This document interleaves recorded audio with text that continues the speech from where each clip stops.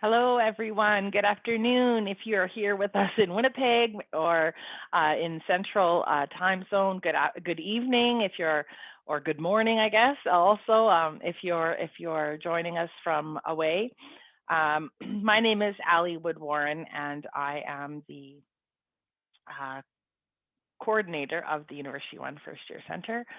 I am so happy to be with you today. We have Trevor Lehman, who is a world famous career consultant at the University of Manitoba, and he's going to share some information with you this afternoon about our career services and what kinds of things we can offer to help you with your career development as you join university. Before we get going today, I just want to take care of a few housekeeping type of events.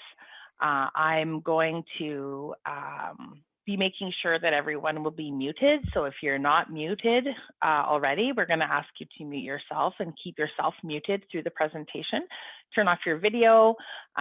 This session is being recorded, so if you would like to change the name, the display name, feel free to do that as well. And we will make sure so that you can protect your privacy if that's something that's interesting to you or concern to you. We also, before we get going, we're also going to start today's session with something that's very important to us at the University of Manitoba, and that is our traditional lands acknowledgement. And so when we come together as a University of Manitoba community, whether that's virtually like we are today, or whether we come together on our physical campuses, in the city of Winnipeg, we recognize the lands that we are gathering on. And there's something that will happen at the U of M. You'll hear this acknowledgement of our territory, formally acknowledging our territory. And so I'm going to play you a short video that includes that territory acknowledgement. And just know that, for us at the U of M, it's meaningful for us as we come to learn about what that territory acknowledgement means. And I hope that as you join the U of M community as well, that it becomes meaningful to you, and that you'll be able to find comfort and meaning in the territory acknowledgement and acknowledging the lands that we're located on. So I'm just going to share my screen.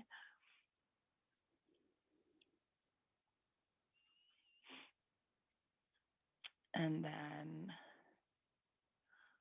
the University of Manitoba campuses are located on the original lands of Anishinaabe, Cree, Oji-Cree, Dakota, and Dene peoples, and on the homeland of the Métis Nation. We respect the treaties that were made on these territories. We acknowledge the harms and mistakes of the past. We dedicate ourselves to move forward in partnership with Indigenous communities, in the spirit of reconciliation and collaboration.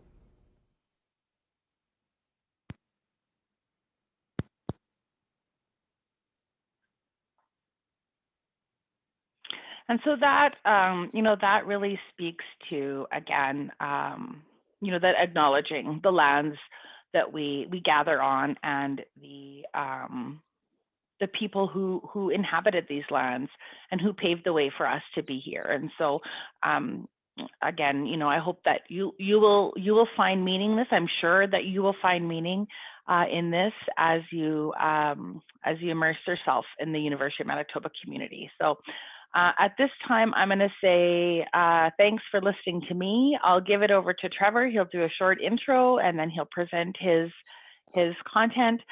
We're going to actually ask that you hold your questions till the end of the session. I think often what happens is that, as we go through material, your questions will sort of become answered through the session, but certainly at the end of the session, we'll let you know when we're going to open it up for questions, and we'll make sure that everyone has their questions answered by the end of the session today. So over to you, Trevor, and see ya. Perfect. All right. Well, thank you so much, Ali, for the introduction.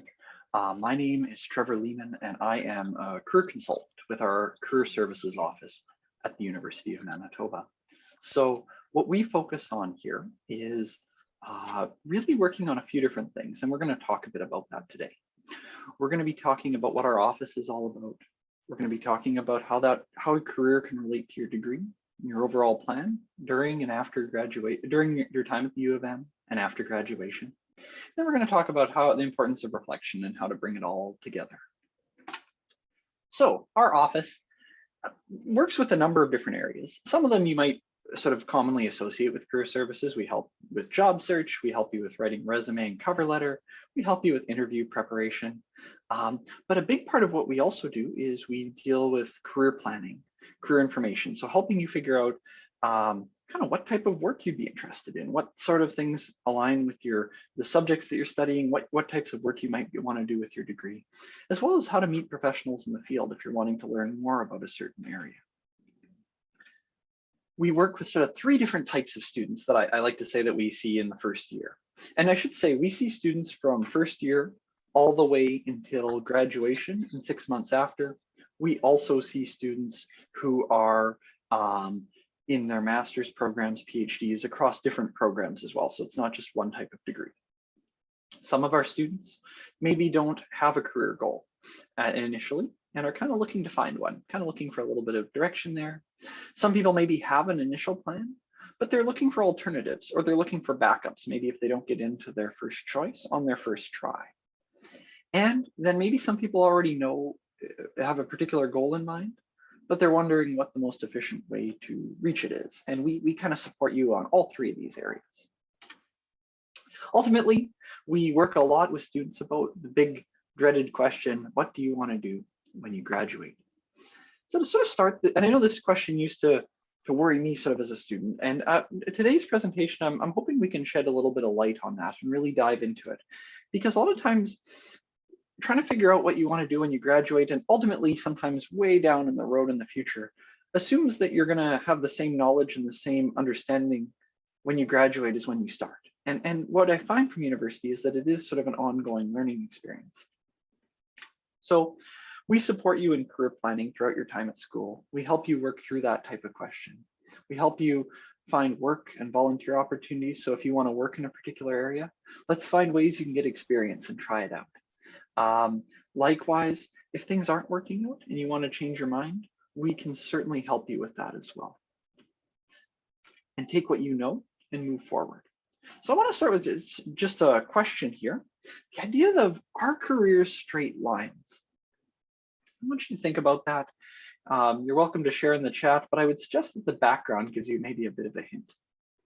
When we think of a career, and the way we see career is, as I should clarify too, how we see career at career services is as something that's not just your job, but it's you have one career throughout your life that includes multiple different jobs, experiences, volunteer, and ultimately kind of a lifestyle that's incorporated in there.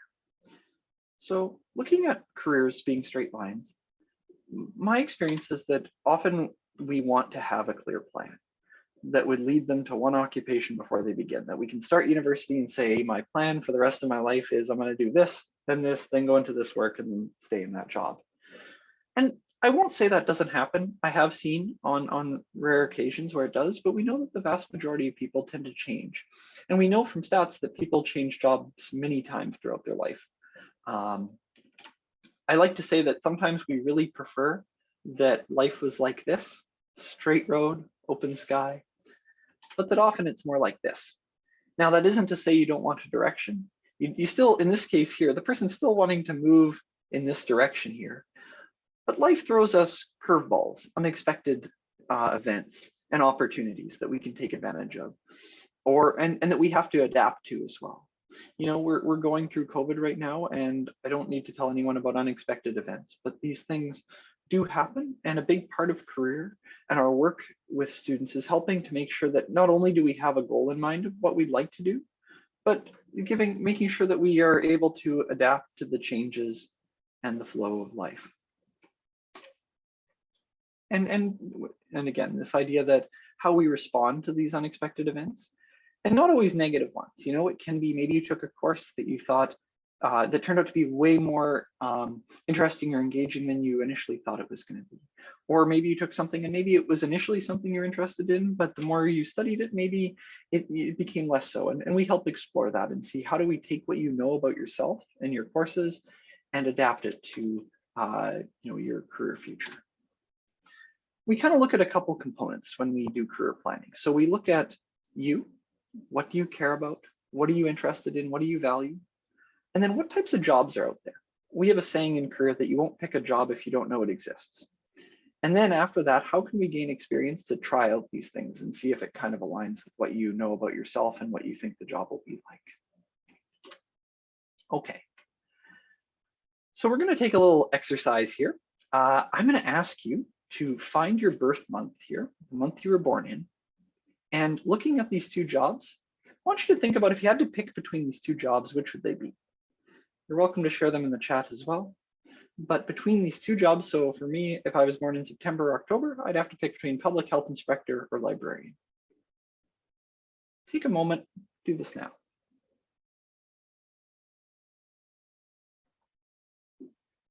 Okay. Seeing a real variety here, lots of finance, toxicology, some people saying both. Right. Okay, lots of good answers. Great job. So as you're doing this, I want you to think about a couple of things. I want you to consider whether it was easier to pick between those two jobs versus picking a job from the thousands that are out there. Easier or harder?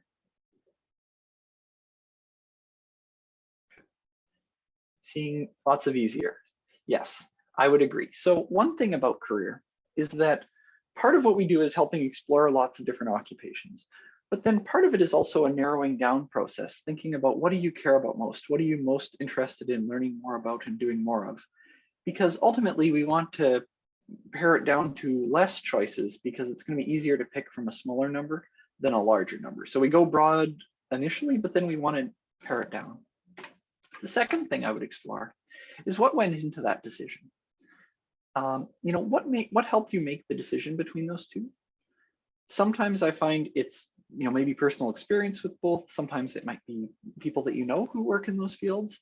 It might be also one thing we're always going to explore in our work is where we're learning about the jobs and making sure that you're getting accurate information about particular jobs.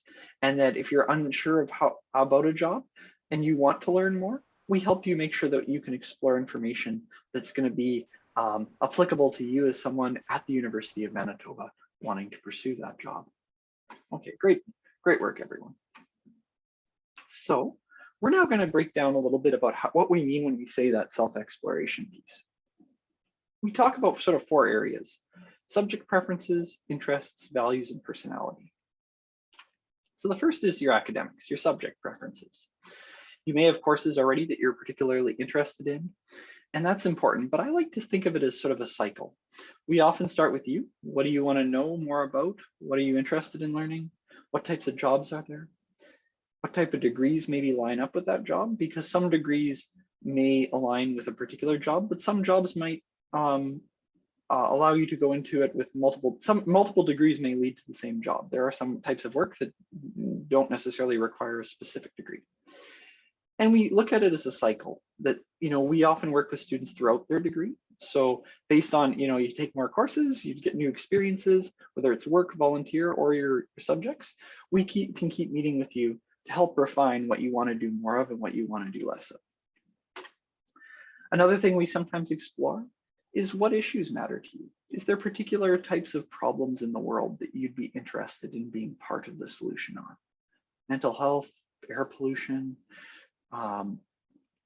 prosthetics and rehabilitation, youth sports programming, artistic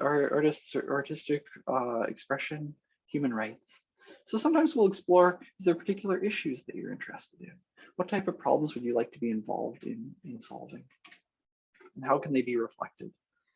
And then when we sometimes look at alternatives. So if you're saying, maybe I'm going for this degree and I'm wondering, what are my other options with it?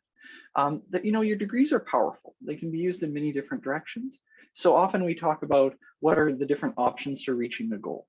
And then how can you gain volunteer and work experience, because employers typically want both your education, but they also want you to have some experience in the area. How do we help you gain that experience? Second thing we talk a lot about is the Holland codes. And there's going to be a separate workshop at the end of this presentation I'm going to talk about, where you're going to go into a lot more detail on this. But this little diagram here looks a little bit like Settlers of Catan.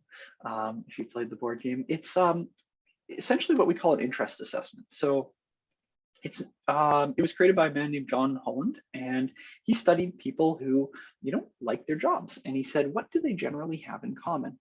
And he said, well, we all have these 6 areas of interest within us.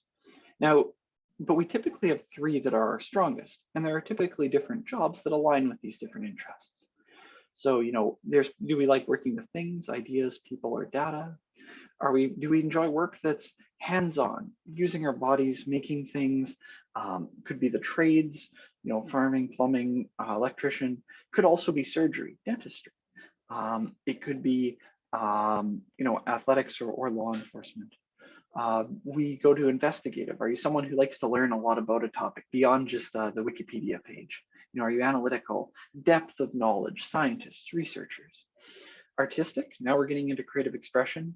It can include writers, painters, musicians, but so much more than that. It doesn't necessarily require that you have a particular artistic skill. It can often include people who really enjoy how things look. Visuals, architecture is often realistic and artistic. There's also things like sometimes art curators and people who decide what goes in the museum or art gallery may be part of this as well. Then it also tends to have jobs with more than one right way to do things. Then you have people, social. These are your helpers, working one-on-one or in small groups, teaching, supporting, caring for others. This can include things like teachers, nurses, therapists, and many others, but often jobs where you're working one-on-one or small groups, you're getting feedback. Then you get to enterprising. Here you're influencing people, managing, bringing other people on board with your ideas. Managers come to mind, of course, but also things like marketing, charities, fundraising, sales, and various others. So again, enterprising is working with people, but more in bringing people on board with your ideas. Conventional then is working with data. They're organized, detail-oriented, often with step-by-step and clear right or wrong responses.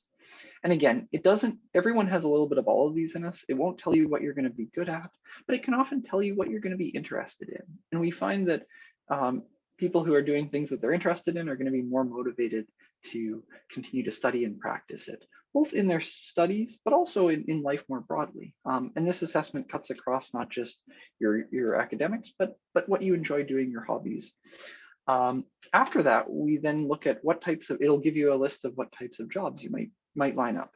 It doesn't mean you can't do a job if your Holland code doesn't line up with that, but it's just telling you that people who often have these certain codes tend to lean in these directions. So, you might see some here that you may have heard of before: lawyer, dietitian, carpenter, but you might see some that are newer: floral designer,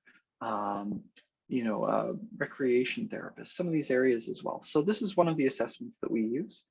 And I'll be referencing, we do have workshops, we do have resources on our website where you can take a free version of this. And we also will do this in other workshops. So we explore that. We also look at something called the National Occupation Classification. It's like the big encyclopedia of jobs. So it has a big list of different occupations, what typically you do in those jobs, like what are the tasks involved? Because sometimes we hear about a job on, like, I know when I was a student, I'd watch TV or Netflix, and you'd see a show about a particular job and it would get you really engaged. But we always want to take it another step and look at, okay, but what are the main duties in this work? What is a day in the life? So we look at this a lot in our work as well, saying what does this job include and how do we get there? We have an occupational library that really breaks down all sorts of jobs, including their education, their occupational profiles, and we certainly explore that. Then we look at, so that's one, but it is ultimately one piece of the puzzle. The interest codes aren't going to be like the Harry Potter sorting hat that'll say dental hygienist 100%, but it's going to give us ideas. Then we look at values. These are another piece of the puzzle that can help us narrow down options. We often look at different types. These are just a few select ones, but we have many more that we look at what things that you care about in your work. We have things like high earnings, artistic creativity, location, and we typically start by asking you to pick out the ones that you think are important to you. But then we ask you to narrow down your top 5. So, our high earnings might be in one of the values, but it may or may not be in necessary. Most people check off high earnings. Most people, would certainly not be opposed to making more money. But some people will maybe put it in their top 5. Others might not. So part of what we look at is what you value and if you had to choose, which things you'd put as your top priorities, which can again help narrow down options. And then we look at personality. This one again looks at aspects like, are you extroverted or introverted? In this case, it's not saying, do you like people, but it's more saying, do you gain energy being around others? Do you gain energy more so being by yourself? And it's a spectrum, so no one's 100% one or the other, but it can give us more language and to kind of work with when we're trying to describe ourselves. Are you someone who likes to have a plan and kind of a to-do list for the day, or are you someone who is much more open with sort of flexible schedules and open to change? By themselves, that won't tell you what type of job, but it'll be another piece of the puzzle that can help narrow down options, because as we said before, it's easier to pick from less options than more. And then we take those. We look at your academics that you're enjoying. We look at if you have particular types of problems in the world that you're interested in being a part of the solution on. We look at interests that you have, your Holland code, your values, your personality, and we really try to work on the question of who you are, what you can do. And then what does the world need?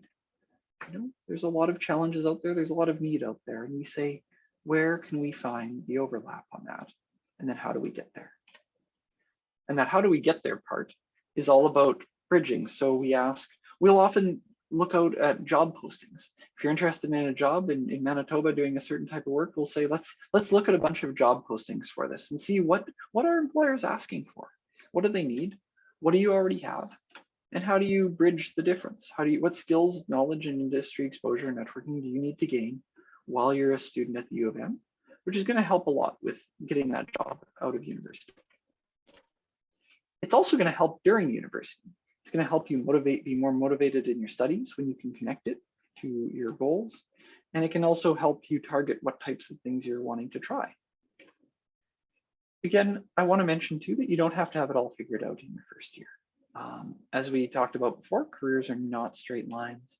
And that life is a series of decisions, both at university and in life in general. So I'm often saying what we're trying to do is figure out the next little period on what you want to do, and recognize too that you've already made a decision. You've already deciding to come to university is a career decision, and I hope that it is able to move us. It's going to help us move in the direction that we want to go. And we're going to talk about reflecting. We're going to talk about looking back on the experiences that you have at university, in class, volunteering, working, to help and really pay attention to what do you like, what do you not like, and why? What about an experience, a job, a volunteer position did you enjoy, and what did you not? And how do we do more of what you're enjoying and less of what you're not? And again, it's sort of a refinement process rather than making a single decision for forever. We try to say, okay, let's take this as our initial idea, and then let's see how we can continue to reflect throughout your time at the U of M and beyond. So, a few quick tips for success. I'm going to encourage you to follow your curiosity. There are things, you're at university and it's okay to not know everything. That's why we're in classes, to learn more. So thinking about what do you want to learn more about? What do you want to get better at? Try things. Experience is going to give you knowledge.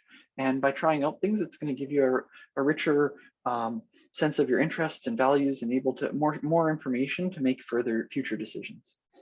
And again, once you do it, then you can reflect, plan, and continue to make more decisions. Recognize that no one plays life perfectly and without mistakes. They do happen. And what's important is how we react to them. I'm going to ask you as well to use your community for support. students are encouraged to speak to us throughout their university. Don't wait right until graduation.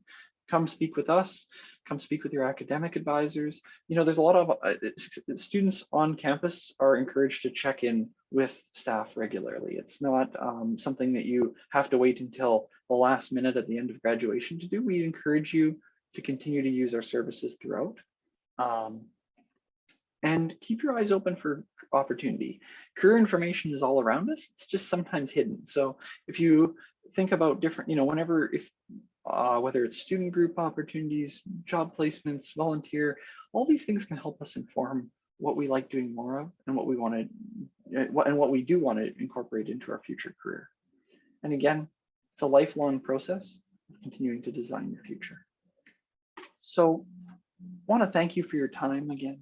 I want to appreciate you spending a Tuesday with me.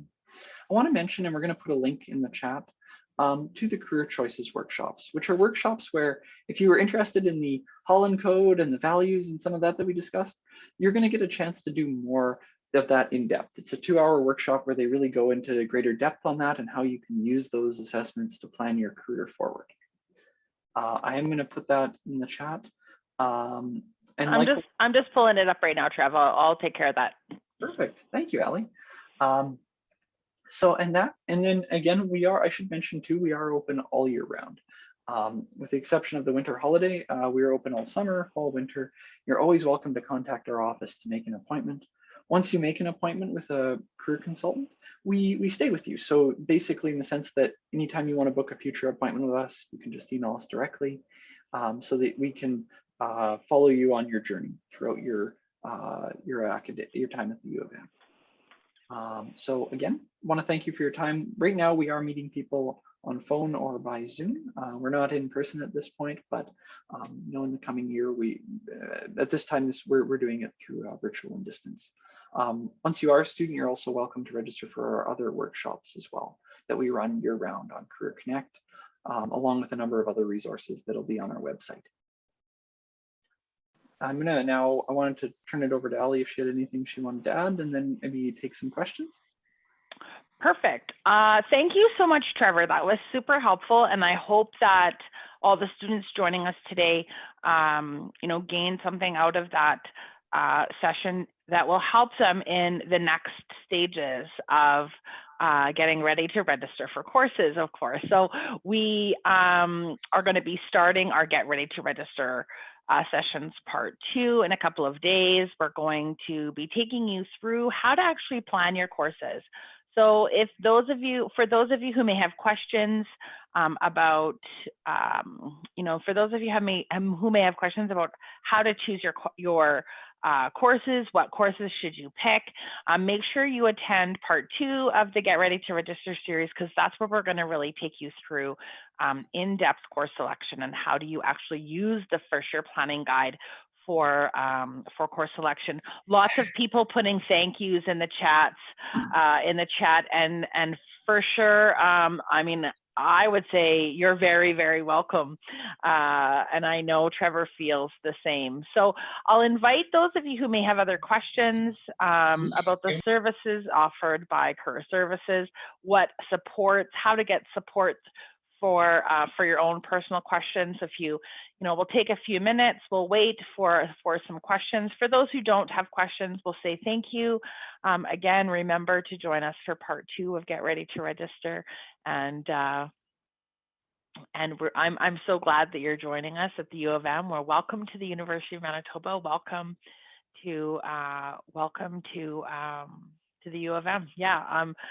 You can access a recording of the session in the exact same location where you found the session links this morning. So I'll just put that up in the chat as well. And then Trevor, there's a question about being a phys ed teacher. Do you want to address that maybe a little bit? Love it, absolutely. So physical education, interesting pathway. So that would require doing a 3-year degree in bachelor's of physical education through the Faculty of Kinesiology and Recreation Management. And then you would do a 2-year degree in a Bachelor of Education afterwards. So the path to becoming a school teacher, whether it's elementary school or high school, is you need 2 degrees. you have to finish a first degree in the subjects, and in subjects that are related to your teachable areas, or sorry, you need to finish a degree first, and then you need to do a second degree in education, which is where you develop the skills around teaching.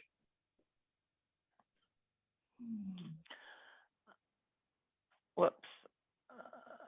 There we go. Okay, so I've just put the link to where you're going to find the recording, where the recording will be available. And I'm just going to go back and start looking at some of the questions, and we'll start going through this. So the recordings will be posted for quite some time. It's going to take us a few days to get them set up. So probably closer to the end of this week, the recording for this session will be posted. The rest of the get ready to register sessions will be, again, a few days after the last session. The last live session is when the recordings will go up. There's a question about if you want to be a dentist, is it possible to finish the dentist program in 4 years or less? Is it possible? Not really, no. That's the short answer there.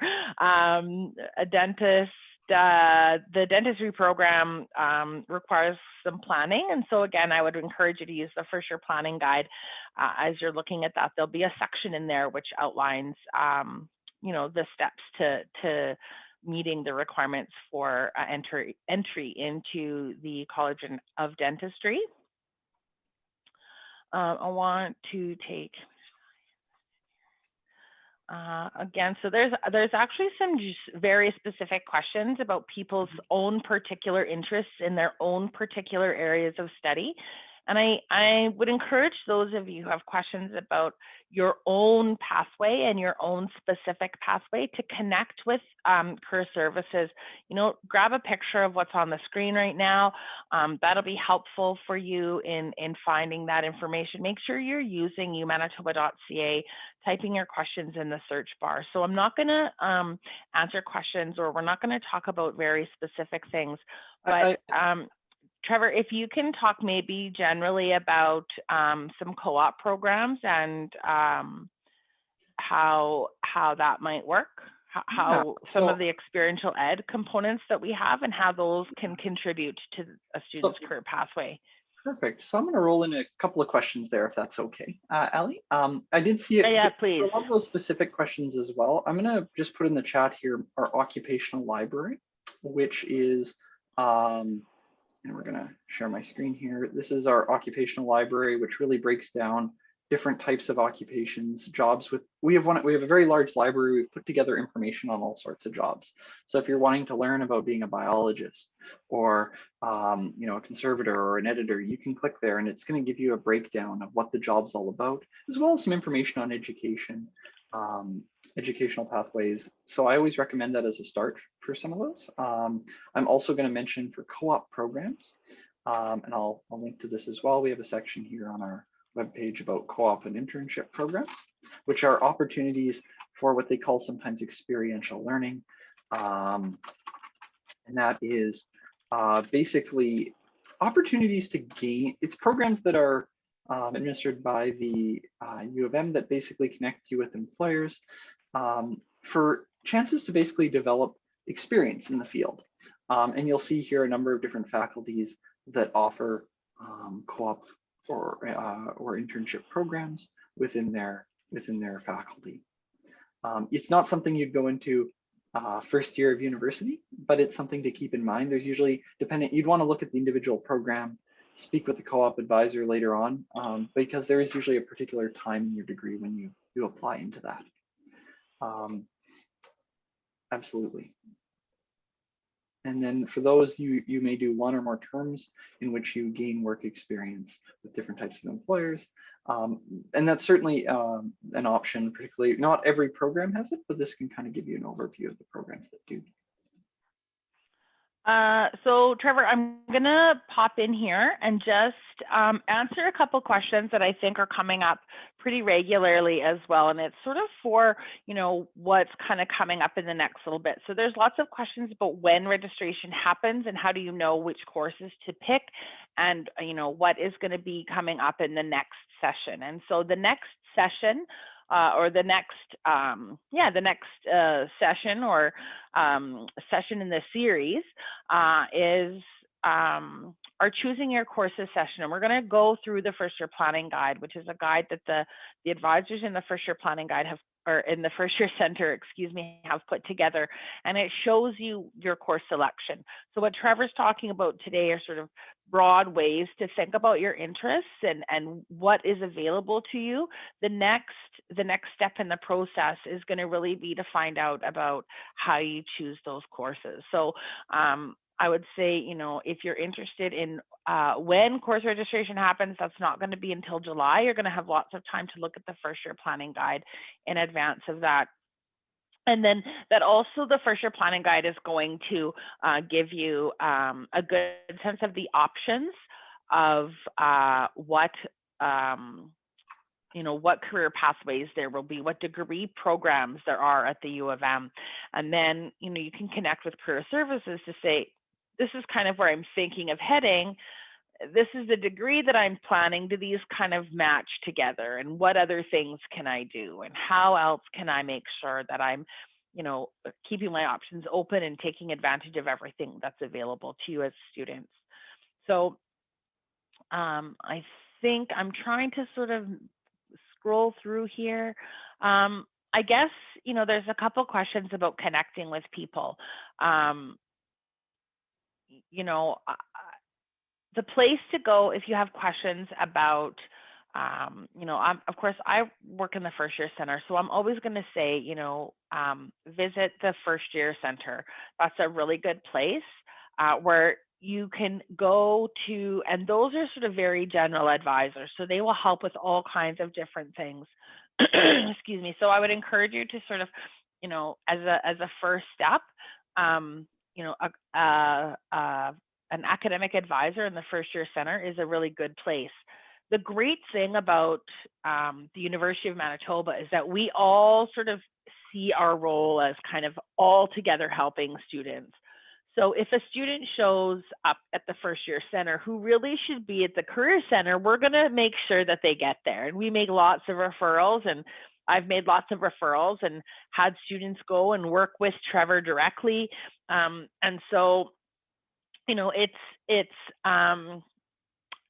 even if you're not sure where to go, an advisor in the first year center is a great place because we can direct you. But if you ended up at career services and should actually be talking to an academic advisor in the first year center, then Trevor and his colleagues in career services are going to make that referral back to us. And so, you know, there really is no wrong place to ask your question. We're always going to provide you with the best answer. We're all, you know, very knowledgeable about all kinds of different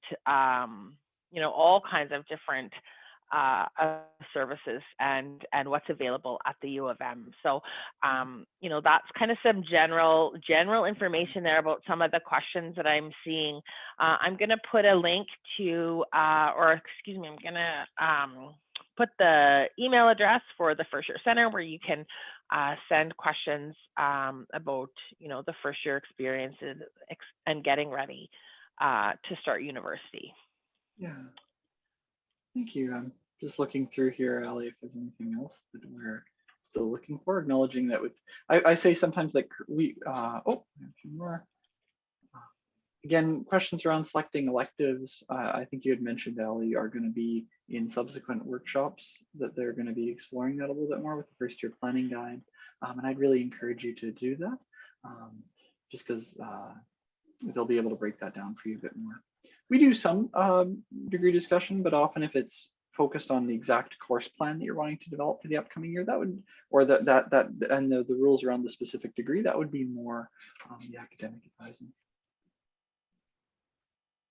Trevor, do you know what will, there's a couple questions about more career choices workshops. Do you know if there's any? I think those are all that we're going to be running for now. We do run career choices workshops periodically throughout the year though, but we usually try to put a big amount in the initial start of sort of summer at different times throughout the day so that people can, if they're interested, but otherwise, if there is concerns with getting to those career planning workshops, they can certainly follow up with our office. You can also go on our Career Connect once you're admitted to the U of M, and you can and you have your U of M email, you can go there and register for other workshops. We run a lot of workshops at least once a month. So we have like a resume workshop and cover letter. We have a job interview preparation workshop. We have one on how to create a LinkedIn profile, which we really dive into how you can use LinkedIn to look up different types of jobs and look up how people in different areas that you might be interested in and see how they got there. So lots of interesting resources. We often bring employers in as well to talk. So I would definitely encourage you, if you're later on in the summer or in the fall and winter and you're looking for other services, be sure to check out our Career Connect. Yeah, and I there's a couple questions also we're seeing about the content of those workshops, and Trevor taught me yesterday or the day before that each of those workshops are the same content. So if you're going to choose one career choices workshop, you'll get the same. They're all the same workshop. So it doesn't matter which one you. Yeah, it doesn't It doesn't matter which one you select. I'm gonna let you know that I've put the link to where you're going to find the recording for the session. It may not be this particular recording, so it may be a different version of this same presentation, but it will have all the same kinds of information in it. And so the one thing I do want to say is, and I'm going to put this link again. So I've added a link also to the First Year Planning website, and I'm putting that back in the chat here. And oops, that's the wrong one. Let me just get back to the right one. So I'm gonna encourage you to do a few things. I'm gonna encourage you to use the University of Manitoba website to help you find information. So the University of Manitoba website, of course, is umanitoba.ca. Actually, I'm gonna share my screen. Trevor, do you mind? You're good to go. Great, thank you.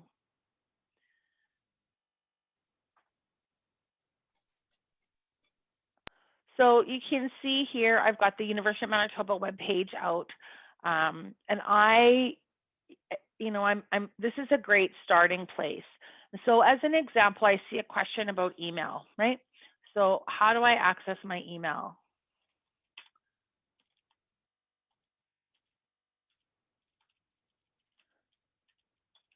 So you're just going to type that into a search function here. And here we are with a full page on, student and staff email, sign in, how do you do this kind of thing. This looks a little different, but you're going to take the steps involved in these things are going to be a part of what you see in your search results. So it's important to, look at here, accounts and access. Use the University of Manitoba website in the same way that you use other kinds of websites. So I think that's a good place for you to start and have some of your questions answered. You'll find that, often when students ask staff and faculty members for information, it's available already on the website. Like, we don't keep anything secret from students. And so most of the information that you're looking for, you will be able to find with a simple search available right from the U of M homepage. So I hope that helps a little bit, and maybe that will help you get some of answers to some of your questions that may come up after today's session as well. So for me, I think I'm sort of, again, scrolling through here. I've got the First Year Center email account there. We've got the career choices, first year planning. We've got the get ready to register, where you're going to find the links to, you're going to find the recording of this session. Yeah, you can connect with an international student advisor if you're an international student, or one of the faculty advisors. So, if it depends what your question is. So, if you are an international student, as an example, who has questions about being an international student specifically, then the International Center is probably a good place to go. But if you have general questions about being a university student in general, then an advisor in your home faculty would suffice. Again, there's no wrong answer to that question, right? It's like if you need help, just talk to a person. Maybe you should clarify too, Ellie. I'm noticing here that they're saying University 1 and first year. Would you like to clarify about advisors, whether they're separate or if they're the same office? Oh, for sure. Thank you for that, Trevor. So just keep in mind that in the first year center, you know, we help every single first year student, regardless of your faculty of registration. So we help first year science students. We help first year Asper engineering, arts, and in addition to University 1 students as well. So, you know, again, it's going to relate to depend upon what your questions are. If you need help with planning your first year of studies, then that's one thing. But if your questions relate specifically to, for example, being an international student, if your questions relate specific to, you know, to admissions, like it's important to talk to the admissions folks. If your question relates to, you know, registration and your accounts, like the registrar's office is a place to go. And we know at the U of M that you don't actually know who to ask. And so that's why the search function becomes really a very, very useful tool. And you're going to find lots of search results there that are going to help you in finding solutions so that you don't always have to wait for someone. The last place I'm going to plug is our Virtual Advising Help Center. And I'm going to just put that up here on my screen so you can see even I, as a staff member, go straight to the search bar for things. And so we also have at the University of Virtual Advising Help Center, I will put the link to this link in the chat right here. And so you can see here that the Virtual Advising Help Center is open Monday to Friday during the day, also in the evening. On the weekends, they have availability. You can phone, you can do a live chat, you can submit your question by email. So this is a really great place to start as well. If you're looking for, you know, I don't really know who to ask my question, or I'm not really sure where should I start. This is a really great place, and not only for brand new students, but for returning students, for, you know, others at the university, within the university community, family members, friends, supporters, etc. So this is a great place to look for information as well. I have been doing way too much talking here. I feel like I wanted, if I yeah, go ahead, Trevor, you jump in. Just because I did see one quick question here about the degree. If you get a minor and take business electives, would that say that on your degree? I think that the Bachelor of Physical Education, if you complete that, then it would be BPE, a Bachelor of Physical Education. It wouldn't read business degree, which I think the question was. And that's maybe a bigger, deeper conversation about what you want to, you know, where, because you can take one degree and it can go, again, when we talked about exploring alternatives, that one degree can take you in different directions, and it really depends what you are more interested in. You know, some people may go into a degree and want to work directly with the public or with individuals. Other people might want to work more in a policy position or in other areas. So there's a lot of times that we explore not just beyond the degree itself, like what types of areas do you want to work with, data, people, things, or ideas, and really helping narrow down there. So a good question though, for sure. So it looks like questions are sort of coming to an end. So I will say to everyone again, thank you so much for your time. Thank you for being with us today. I look forward to seeing familiar names as we move forward with our programming, welcoming you to the University of Manitoba. There's lots to come. So next we have our Get Ready to Register series, or excuse me, our next 2 sessions in our Get Ready to Register series. We also have, you know, Read to Write. We also have Summer University Advantage. We also have Prep Week and Welcome Day coming up. And so continue to check your email accounts for your invitations and for information about those. for information about those events that we have ready for you. And I again wish all of you everything good. I hope you have a wonderful rest of your day, and I look forward to connecting with you in the future. I'll say goodbye, and then I'll let Trevor say his thanks and goodbye, and then we'll bring the meeting to the end. Thanks, everyone. Thank you so much, Ali, and thank you so much, everyone, for being here today. Absolute pleasure presenting to you all. I hope you all have a wonderful summer, and enjoy university. I hope to hear from you in the future as you go through your career journey. Thanks. Thanks, everyone.